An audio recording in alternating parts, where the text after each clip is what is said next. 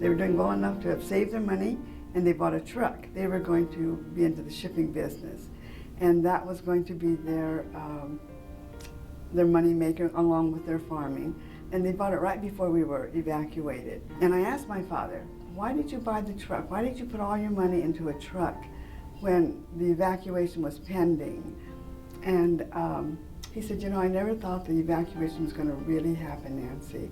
I really thought America would not do that. We were natural-born citizens, and there was no history of any type of disloyalty. After Pearl Harbor, Roosevelt came out with an order stating that all Japanese, even if you were born here, if you were a citizen, we would be all incarcerated into camps that were being built outside of the so-called Western Defense Command, which was California and Washington and Oregon.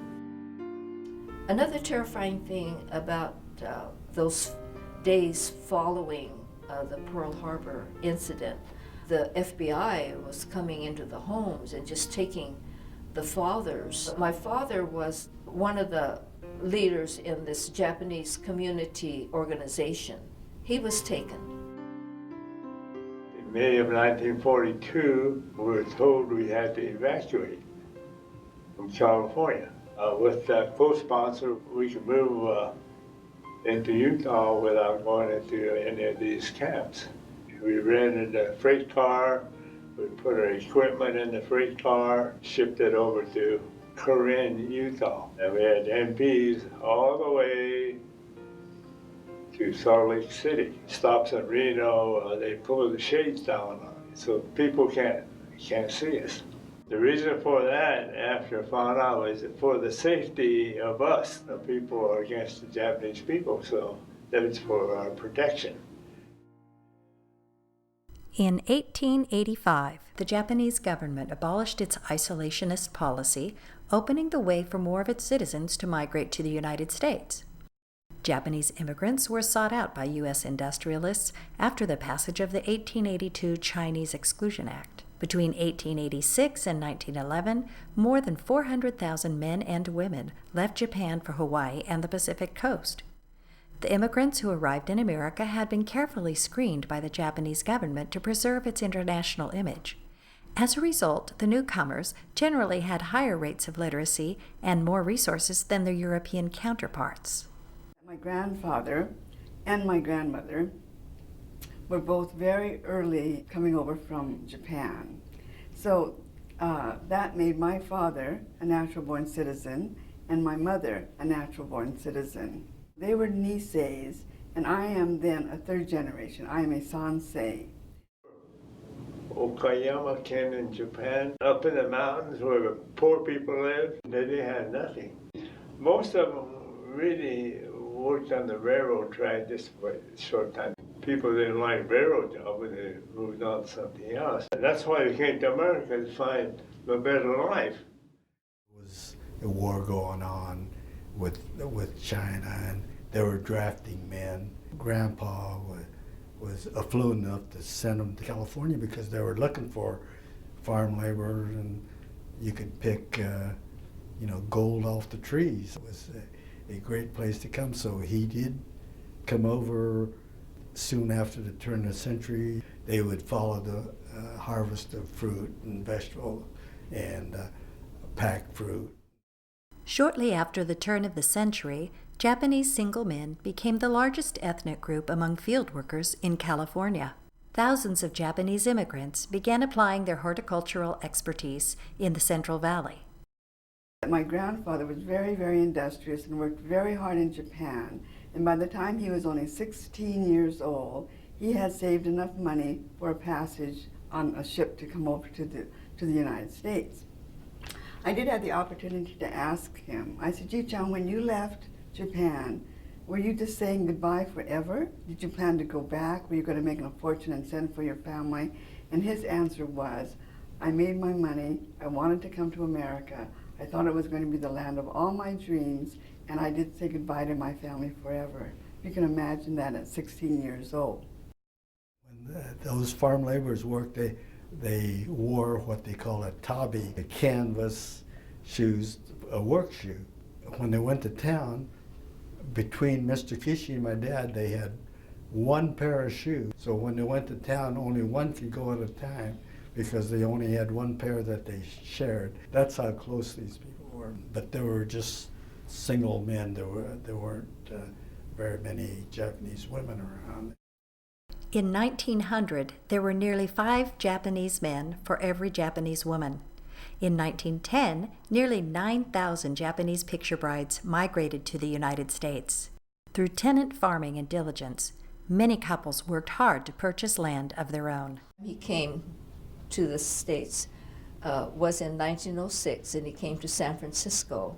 My mother came with him. They did purchase 10 acres in Orosi, way at the end of 416, right up close to the hills. After working all day as a sharecropper in Selma, he would come out to the ranch in Orosi. When he would tell me stories about that, how working all day long and then going out to Orosi to work on his own ranch, I would listen to his stories and often, come into tears because knowing how hard he had worked for what he wanted.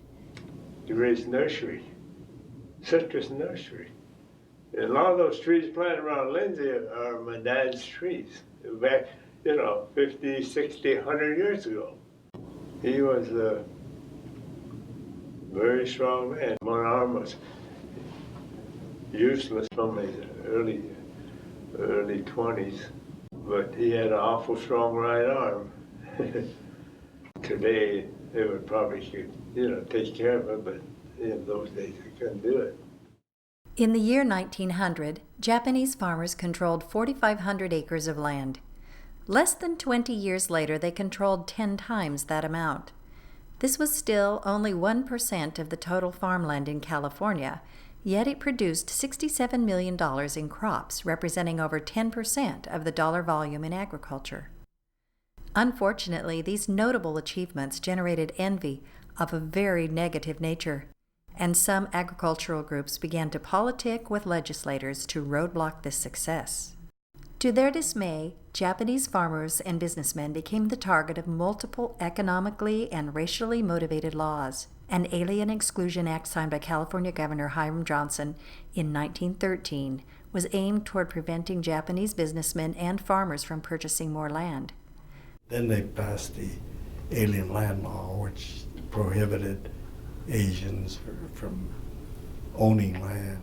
When my older sister became 21, he had saved enough money to purchase another ranch in Orosi. That's where we reside now.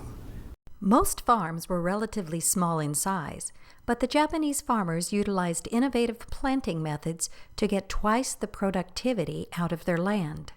By 1915, 3/4 of the vegetables consumed by Los Angeles residents were grown by Japanese farmers who had introduced new crops and often brought abundant harvests from soils that others considered undesirable. And I can remember going with him to someone's orchard, and he could take a pitch green peach or nectarine. I mean, it would be solid green, and he could bite into it, taste it, look at the sky, and tell him these will be ready to pick in such and such hire your men then. They planted citrus around Lindsay and Strathmore in the warmest area. And that way it didn't freeze so much in the wintertime.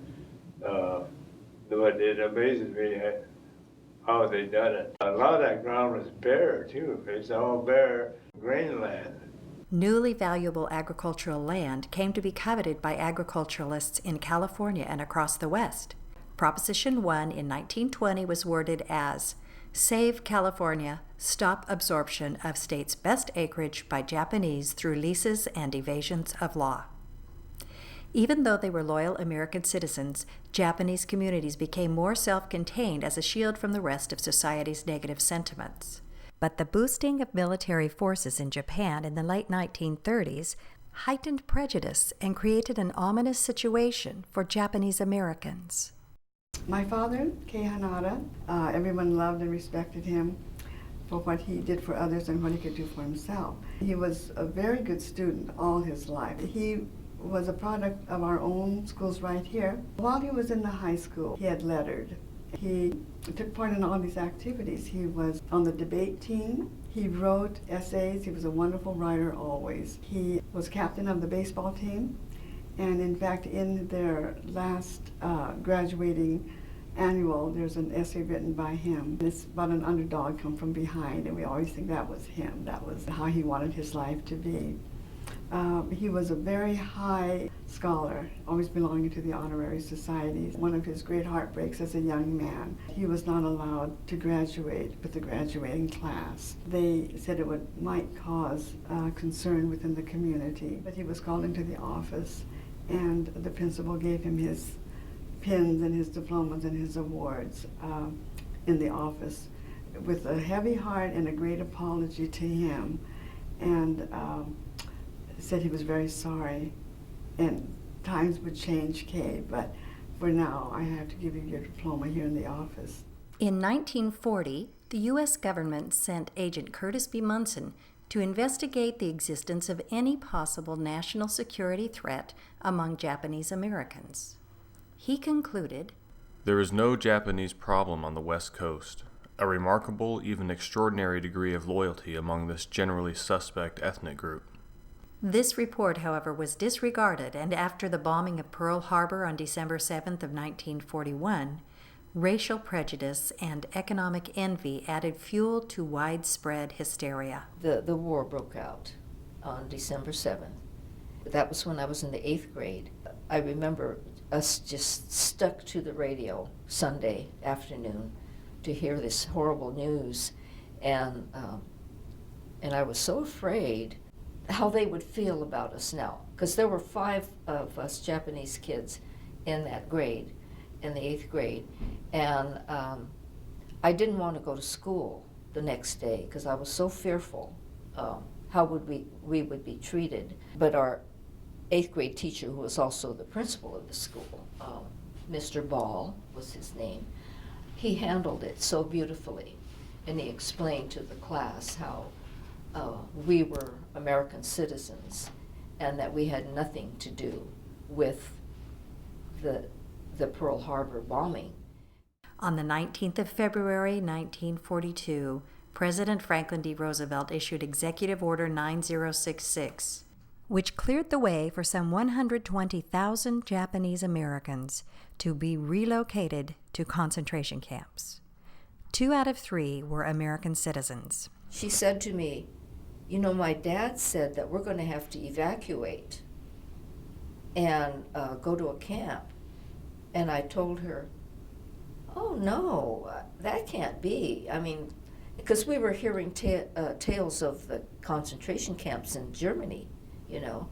And I told her, I mean, this is America. That won't happen in America. And of course I was wrong, she was right.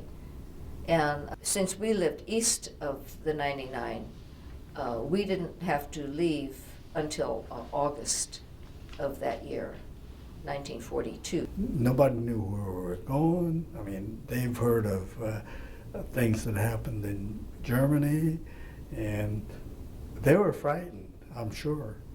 It was 1 bag per person. When we left, he drove us around the Cutler Rosa area and pointed out to neighbors, and he said, "These are not the people that are sending us to the camps. I don't want you to feel that way about them." And we were so young. I was in the 1st grade, and I can remember that. I can remember his saying, "These are not the people, Nancy. It's the people that are more afraid in government, and politics play a terrible part in war. But it's not these people. These are our friends. This is our community." Some of the men were kept and didn't see their families, you know, for years, because their families went to the camps, and they were there for several years before they were released. Some of them were able to join the families in the camps, but some were not ever. August 1942, we were transported to the Visalia depot where they had these trains lined up. I mean, they must have got them out of mothball because they were one of the first passenger trains they built. But for a kid that was 12 or 13 years old, this is the first time I was going to ever be on a train, and amongst other kids. I mean, this was great. You know, it just seemed like an adventure. I was a little excited about riding that train. It would have been my first train ride. I kind of looked forward to it, although it was sad leaving. I remember going down the road away from home and kind of looking back and seeing the roof of that new house that we had lived in 1 year, and wondering if we would ever come back. Although they said that we could come back, you know, it was like, how could we trust the government? Once we got on the train, and the train started moving, the soldiers came through and they pulled all the blinds down in the train, so we couldn't see out. So it was a big disappointment. But we did end up going south, started heading towards Arizona, so we knew it was going to be nice and hot. When we got to Parker, which was the town closest to the area where the camps were, it was like about 4 o'clock in the afternoon. It was an Indian reservation, actually, and they had built 3 camps. There was Poston 1 and Poston 2 and Poston 3, and it was probably 4,000 or 5,000 people in each camp. The camps were pretty tough with just open tar paper shacks and no partitions, and we gave up blankets to hang between the long barracks so that we could have some semblance of privacy. No insulation, knot holes all over. Just, you know, you can imagine Arizona below Phoenix, 110, maybe 120 degrees. It was windy and the sand would just come blowing through, and you just couldn't keep clean. We were issued the number of our apartment where we would be living for the next few years. We had one big room, which was probably 20 by 40, and that's where the 6 of us lived. We did have cots to sleep on, but that was it. There were knot holes in the wall between you and the next apartment, and dust all over. The floor was just all dusty. 300 or 400 people maybe in one block. And they had a common latrine in the middle and a common laundry room. And then I remember the mess bell ringing, and we had to walk to the mess hall. It was just sand blowing all over, so it was hard to see ahead of you. And I'll never forget that first meal. It was curry stew. I had never eaten curry before. That meal was so horrible to me. and it, because of the dust blowing and everything, you know, you felt like you were eating this new stuff with dust on it. But that was the first meal. I'll never forget it. The first dinner was mutton and boiled potatoes. We had never eaten mutton before, and the ensuing meals were not that tasty. And I remember my dad saying, "We've got the best farmers in the world within these camp walls, and so we're going to have to get together and grow our own."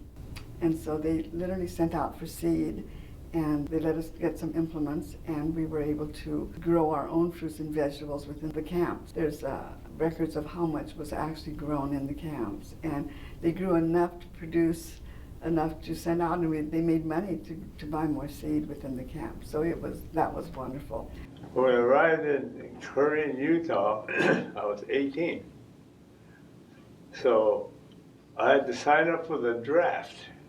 As soon as I got there, next day I had to sign up for the draft.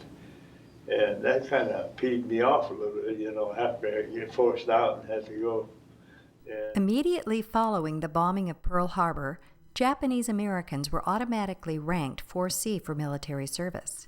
But in 1943, 18,000 Nisei were sent to fight in World War II. The 442nd Battalion was in heavy battle from January 1943 to the end of the war and became the highest decorated unit in the United States military. But she said the hardest thing to give up was the flashlights. She said, you were so afraid of the dark. And she said, we only had communal bathrooms and showers.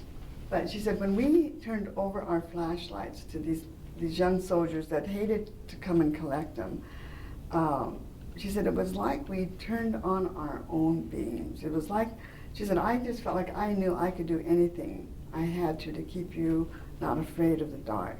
Some of the people who were gifted in carpentry built furniture out of lumber that was just left after building the barracks.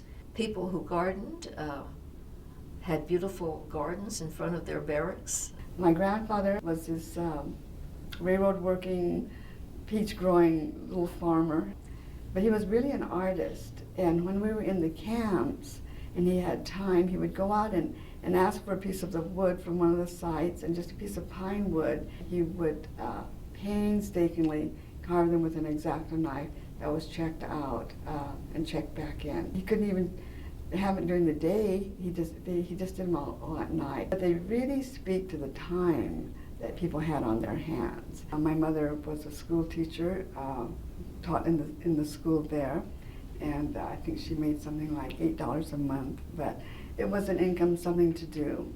My father was an avid sportsman, and he was a baseball player, and he organized a women's softball league. He wrote an article that said, when you go home, just being able to talk in privacy will be worth everything in going back to our homes. He felt that the enemy of the people would be time on their hands in the camps. There was a barrack that was reserved in every block for recreational purposes. In our block, it became the Christian church. And I think in the next block from us, it was a Buddhist church. Again, thinking that we needed to be busy, they actually made this big swimming pool out of adobe bricks and cement, and we went back to visit the camps, and the swimming pool was still there.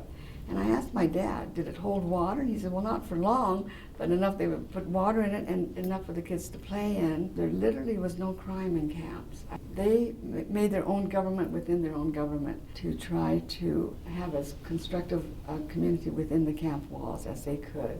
They wisely felt that they needed to have activities for the young people, you know. I think the churches really helped for us to maintain our sanity in that place. You know, you just start living the best you can. We didn't have toys in the camps, but we had huge John Kempo, you know, the game Rock, Scissors, and Hammer. It's called John Kempo. We had big tournaments, and everyone would turn out for them, and we'd run them like huge relays. And there's a language that the children learned to speak there, and it was called G language. Just a language that only the children in the camps knew.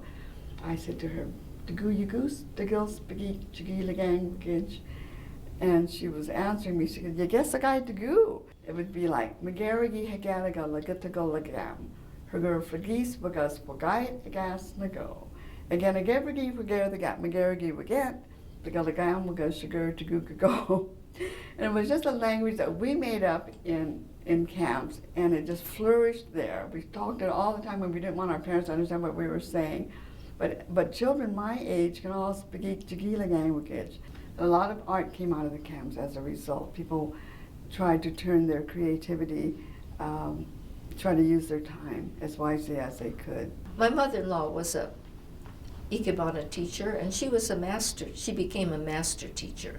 You know, they had nothing, hardly anything to work with, but there was no wall around our camp, so we could go out beyond the camp property And there were a lot of mesquite trees out there, and they would use those branches and use artificial flowers made out of crepe paper to do the ikebana. From nothing, they did find something to make beauty. Most of the people stayed in camp about 2 or 3 years, and then they released us. This was actually before the war ended. During the period of farming, we had German prisoners help harvest our sugar beets. In those days, it was a very poor area. We had to haul all our drinking water from the city of Brigham City in 10-gallon milk cans. We used to live there 5 years, and then we decided, well, they let us come back. We had a truck, so we hauled all the equipment back to California on our own truck. But something wonderful happened in the meantime. You know, the 5th year I was there, I met my wife, future wife. It's love at first sight, both ways. We traveled by car after our marriage. Our car broke down in Beaver, Utah. And the white people over there hardly seen any Japanese. It's a strange feeling when you're in a town where nobody knows you, you don't know nobody, everybody seems to stare at you. And during that wartime, I never did have any problem with anybody. Neighbors too, Mormons, farming neighbors, but everybody treated everybody well. So It was early September when we actually reached Orosi. The home was there. We were so lucky to have a friend, a Mennonite friend, lived in our house, and he took care of the ranch. In 1983, the Commission on Wartime Relocation and Internment of Civilians estimated the economic losses of the internment to be between $2.5 billion to $6.2 billion. Upon returning from the camps, many Japanese Americans not only had to endure homelessness, but persistent racial hatred. Aside from land that was lost and homes that were no longer here to come home to, we had families that came to live with us. They didn't have a home to go to. We had a home. 1946, around Christmas, they said we can return to California, so we came back. Our home in Arosa, somebody was renting it, and we're having a hard time getting him to leave, and so we had to stay with other relatives. Our house was ruined. They had gone to the trouble to make big cuttings in the linoleum, and the wallpaper was torn down from the walls, and windows were broken.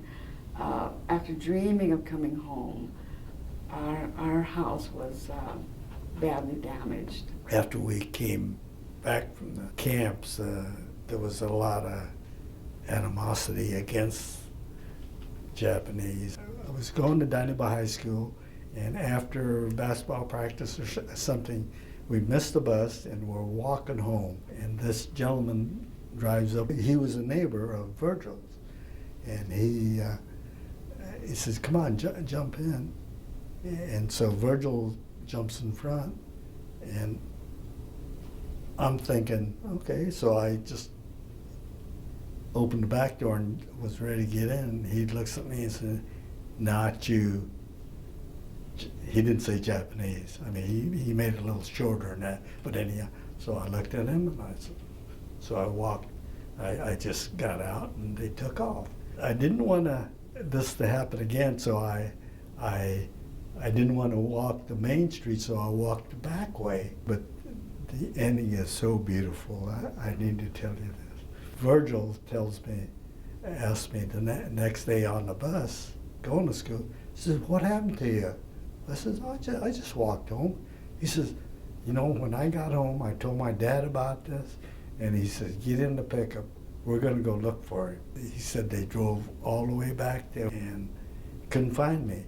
But isn't that, there's just good people. There's just good people. One of the members of the First Methodist Church watched the church property because a lot of the families had stored their furniture in the church. Cutler and Orosi, in the archives, it would be stated that it was one of the worst places for the Japanese to return after the war. And when we drove into the driveway, the people that had stayed in our house had gone to the trouble. He said it was so hard for them to drag the trunks down from our attic with all of the mementos that we had in them. My mom's dress, her wedding dress, her kimonos from Japan, our child and a few of our dolls, all of the ribbons he had won in presenting his fruit at the Tulare County Fair. All the albums, anyway, they were all burning. They had set them on fire. A learning time, because he went to them and was trying to put out the flames. And my mother kept saying, Kay, it's only stuff. It's only stuff, Kay. We're home. It's only stuff. People coming back to their farms and not being able to, lost it all because somebody took advantage of them. But our situation was, after 3 years, he took it over and returned it back to us in good shape. And I mean, we were very fortunate. I know the contract that was written up between Mr. Silva and ourselves, it gave him the power of attorney. He could have sold it, he could have done anything, but he wasn't that way. I mean, he was a good neighbor.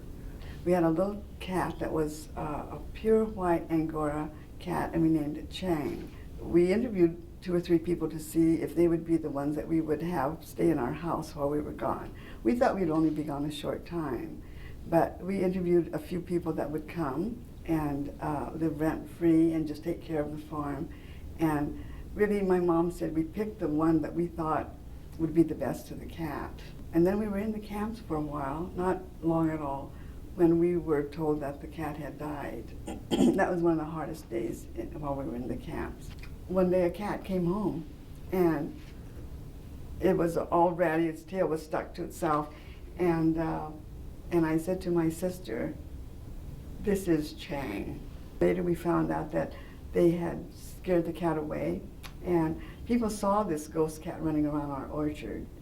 He liked to eat spaghetti, and I said to my mom, and he would eat so much spaghetti that his whiskers would get orange down here. So she brought spaghetti, and he ate spaghetti right away. And then that cat stayed with us and lived for many, many years after we were home. It was like one of the miracles that happened. After we came back from the camps, there was a lot of animosity against Japanese, and Orosi and Cutler. I mean, it was so bad that my brother ended up going to Dineba also. When he was going to Orosi, there would be this one kid that they would be walking into town from the school, and he'd always push him off the road. Justice, we grew up with that kid, and he's still pushing people off the road, but he never amounted to anything. Right before the evacuation, she bought a little tiny spinet piano, a very nice one though, which she put a lot of money into it. Rather than leave it in our house, she was very good friends with the neighbor down the road. So she asked her if she would keep and store the piano while we were incarcerated. When we came home, we were surprised. She was elderly. She had passed away. And in her passing away, her family had come and properly divvied up the furniture and divvied up her things. We just let that go. That dream died at that point of my being a piano player or any of us taking lessons, and then we started anew. A full 7 years later, after we were home, there was a knock on the door. There was a gentleman standing there, and he was from San Francisco, and he said, I have something that belongs to you. And they had been using it in their home, and now he was going to have it cleaned. The piano tuner said there was a card inside of the piano. It was a little beige and green card that this neighbor had written on, just in pencil, and it told him, it said, this piano belongs to Amy Hanada, and it gave our address, and it said she's being held in a concentration camp, but the piano is hers. And he had brought it home to us. It was such a gift of integrity and responsibility and all the good things that a man might feel when he would find something like that. So it is the piano that I learned to play on, and my sister learned to play on it. My daughter, I gave her lessons. She learned to play the piano on it. And now her son and daughter are learning to play piano on it. It really gives you faith in mankind and how goodness can come out of something unhappy. There's an incident when somebody came back, 5 or 10 years later and says, Mr. So-and-so says, when I rented your place, or I actually sold, $2,000-3,000 or something from you, and I'm going to return it to you now. Their conscience they couldn't live with it. In 1988, Congress passed legislation which apologized for the internment on behalf of the U.S. government, stating that government actions were based on racial prejudice, war hysteria, and a failure of political leadership. The U.S. government eventually disbursed more than $1.6 billion in reparations to the Japanese Americans who had been interned and their heirs. In the nation's capital, there now stands a memorial to Japanese American patriotism during World War II. Dedicated on November 9, 2000, the memorial consists of 2 Japanese cranes caught in a barbed wire. A semicircular granite wall features inscriptions of the names of World War II battles the Japanese Americans fought in, as well as the names of the 10 internment camps, where over 120,000 Japanese were placed. There are also 2 panels that feature the names of the Japanese Americans who died fighting in World War II. On October 5, 2010, the Congressional Gold Medal was awarded to the 442nd Regimental Combat Team and the 100th Infantry Battalion, as well as the 6,000 Japanese Americans who served in the Military Intelligence Service during the war. Our label was the Adora brand, H&H Orchards, and the label was the Adora brand. Some of the things that I treasure of my father's, he used to know exactly how to butt and graft. He did all of that with just 2 crochet hooks and a little piece of ivory and rubber bands. And he only had 2 little tiny pieces of whetstone. And he used them so much that the whetstone is just worn away to nothing. We were very poor, We only had $150 between us when we got married. We had a little house, not even a house, like just a building. And we had a table, a dining table, a little table I made in a shop in high school. And we had 1 orange box and 1 chair and 2 sets of 4 dishes and coffee cups, and that's where we started. We farmed tomatoes, celery, cantaloupes, squash, beans, whatever. Kind of what they used to call truck farming. We didn't have that much money, so we planted 10 acres at a time. But we never overextend like they do today. And we pay as you go. Well, that's our model. We now have, within our company, we have 250 acres of citrus, and that started on $150. Business is Ishida Incorporated. I've seen all these changes come through. We're looking for shipping quality, and appearance. All these new varieties, they're beautiful, but they're like eating wood, We actually have our 5th generation growing up on a farm outside of Lindsay. There was a time in Lindsay's history, there used to be a lot of Japanese people of Japanese descent. And as time has gone on, there are very few of us left. We still have a lot of farm families in the Cutler-Orosi area, Dinuba, Reedley, but for some reason in Lindsay, there's very few of us left. A 40-acre farm was a good-sized farm. And in those 40-acre and 20-acre farms, you had young parents with young kids. And in the transition in my lifetime, those small farms are gone. Many of those homes have been removed, and a small farmer today would probably be 100 acres. And actually, our family farm, we're probably small farmers at 270 acres. We were destined to be farmers, took over my dad's ranch and expanded a little after that. So that's where we've been ever since. Most of our generation, let's say, never really spoke too much about camp life and stuff. You know, they had to be, somebody had to be asking them. When we came out of the camp, there were ladies in the neighboring communities. They would bring, just tons of flowers, more than they could use.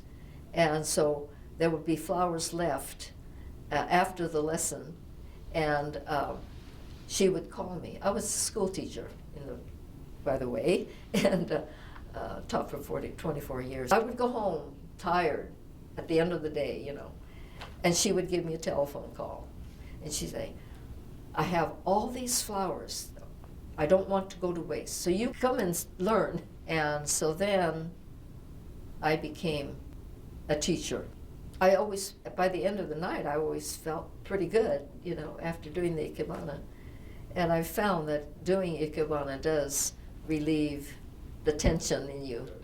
My generation never had an opportunity to have a full discussion with our grandparents about their experiences coming to this country or their experiences in their native country because of a language barrier.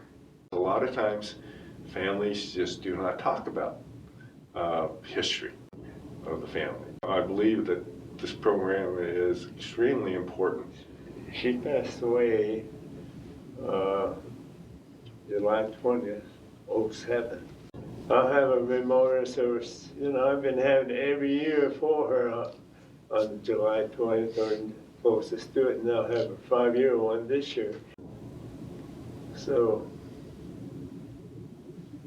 that's about the length of my story. I'm 89 years old, and with perseverance. Work hard, we did all right. All these incidents just makes you either a better person, or you can be bitter, or you can, but through adversity, there's opportunities to want to help other people. Or That term "shigataganai" means, we go on from here. We can't help what happened. So, you can get. They used to think that you could get stuck. You can get stuck there, and then it's anti-productive. But shigataganai, it can't be helped. So, what can we do from this point forward? And they lived that. They really walked their talk. My trees are old now. They've been there a long time. I see whole orchards being unearthed all around me. It's a dream to live within your orchards. It's a dream. And whatever I do, I try to do it for the Lord, to help other people and to be a blessing to others. And I think that's what we're here for.